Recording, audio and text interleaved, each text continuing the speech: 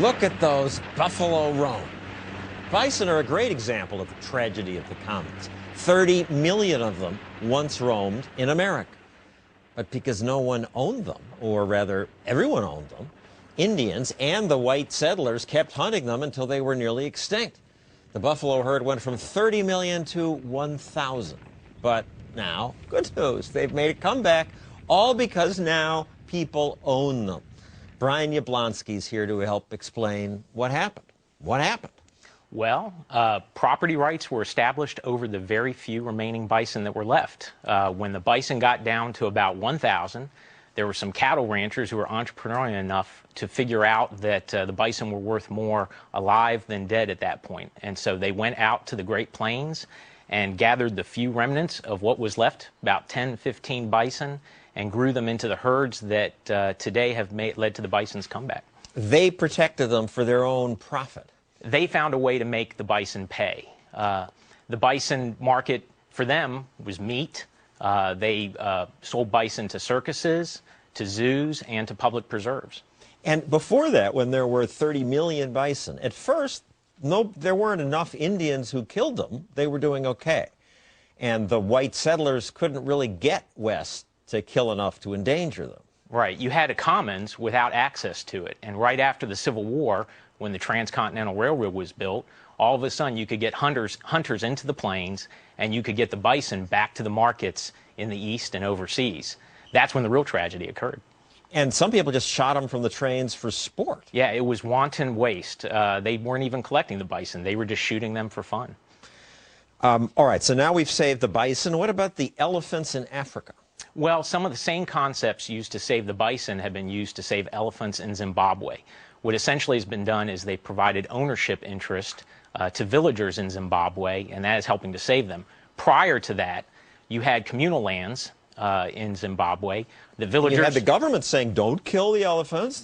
Don't kill the elephants. The villagers were growing crops, put livestock on those communal lands, and the elephants were coming through and destroying those crops, and other wildlife was running off their livestock. The villagers didn't have any interest in protecting wildlife. So when the poachers came, they would just look the other way. Go ahead, kill the... They would look the other way. Then what happened is villagers were allowed to start getting proceeds from trophy hunts and from safari tourism that came through there. And all of a sudden, the wildlife became an asset. They hired their own game wardens. Wildlife habitat actually doubled because now the wildlife was a benefit to the villagers. And as a result, the elephant population also doubled over a period of 13 years. And why do you know about this? You're with PERC, stands for? Property and Environment Research Center. Which is based in Bozeman, Montana, and you folks study areas where private property can help protect animals? Absolutely. We believe that ownership provides the best incentives for conservation. And most of the buffalo now are owned by private ranchers, but there are still some in state parks, or one state park, and one has a roundup. One has a roundup, and they're actually treating their bison most like private ranchers are treating their bison. They're making their bison pay. And what they do is once a year, for 45 years, they have this huge roundup where they bring in their 1,500 bison, and tourists come from all over the world, pay money to watch these bison get herded in sort of an old Wild West fashion with cowboys and cowgirls.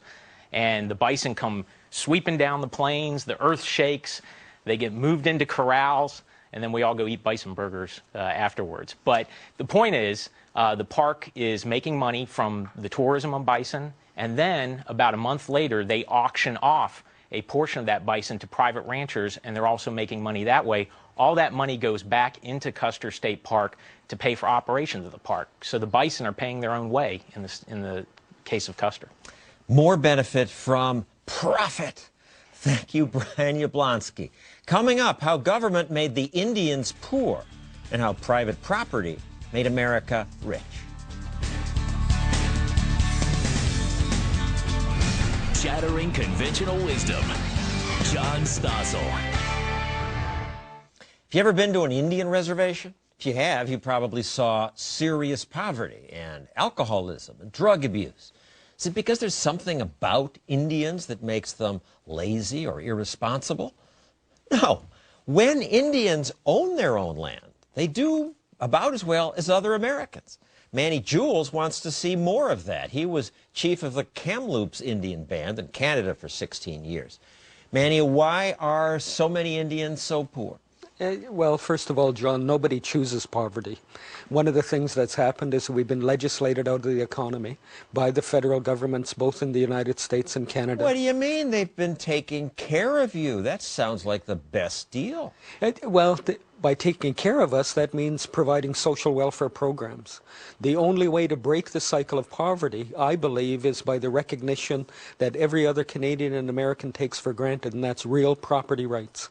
So in Canada, as in much of the U.S., reserves are owned by the government. Yes. So the Indian has some piece of paper that says, this is my lot. But underlying that title is the fact that in Canada, the federal government owns the land. So you can't borrow against it. You can't borrow, you can't get a mortgage, you can't be bonded. There's nothing that you can have that'll allow you to be able to go to the bank on your own without the minister co-signing that loan.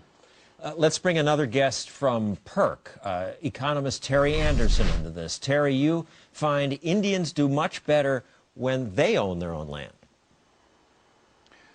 Yes, John. I first got interested in this subject in 1976 when I visited a member of the Flathead Indian Reservation. And while visiting his house, I noted just how well off he was. He was not in poverty, and I asked, how do you explain this? And I'll never forget him leaning across the table, resting his chin on his hand and elbow, saying, I own this place. And that was my first introduction to the fact that many reservations in the United States do have some fee simple land, that is privately owned land like you and I own our houses. And the Indians that have privately owned land do much, much better. Their land is way more productive than the land that is overseen by the federal government, held in 40 trust. to 90% more productive, you've found. Yes, the statistics are just astounding. I've done a lot of gathering of those data, and they show that that fee simple lands are anywhere from 40 to 90% more productive than the lands held in trust. And as Manny said, these Indians who have their land under the trusteeship of the federal government can't borrow against them. They are really locked into a poverty cycle as a result. It is pretty amazing that no group has been more taken care of by big government than the Indians, and no group in America has done worse.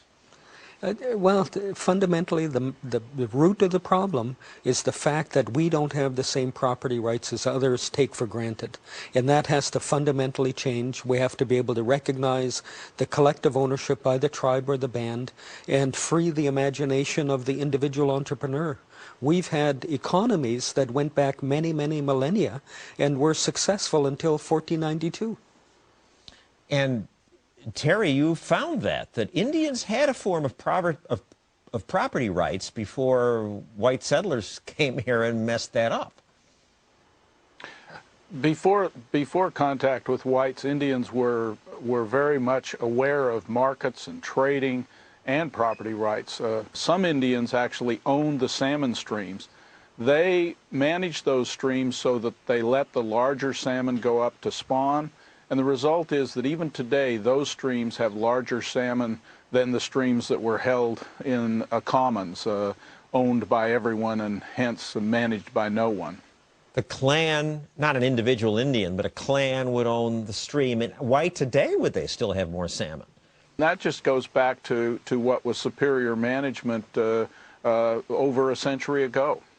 And at the same time, I should note, we are mismanaging our salmon stocks by chasing them around the ocean, open ocean, and over-harvesting salmon and many other fish species. We could learn from what the Native Americans did to husband their resources. And you say you can see the private property difference just by driving through some Indian land. Oh, it's fascinating to drive through a reservation in the West. Recently, I drove through the Crow Indian Reservation in south central Montana, and when you would come to a fence line and on one side see overgrazing, a few scrawny cattle, maybe a house, and if so, not a very livable house. Right next door you would see cultivated fields, irrigation systems, beautiful barn, home, and so on. And you don't even need to look at the property records to know that the productive one is held in private and the other one is held in common, in trust by the federal government. Indians on both sides of the road, but private property on one. And you can even see it from the Google Maps, the difference. You can see it from the Google Maps. It's fascinating to just Google a reservation, the Blackfeet Reservation, the Crow Reservation. Here's Blackfeet. There's not much development, very few farms. Here's one where they have private property rights. You can see the same thing on Manny's reserves, where they have managed to develop an industrial park. They're creating jobs, creating wealth, and at least getting 1 foot up the ladder out of poverty. Manny, I'll give you the last word on this. Yeah, well, what we have to do is reverse 500 years of colonization, put First Nations, Indian tribes in the driver's seat. We can be successful where the federal and governments in both countries have failed. And the only way that that ultimately can be resolved is by granting us the right to be able to own our own lands. Thank you, Terry Anderson. Thank you, Manny Jules. Coming up, we return to my local park. Why is it so nice when so many parks are a mess? But next, how clever ways to mark property help make America rich.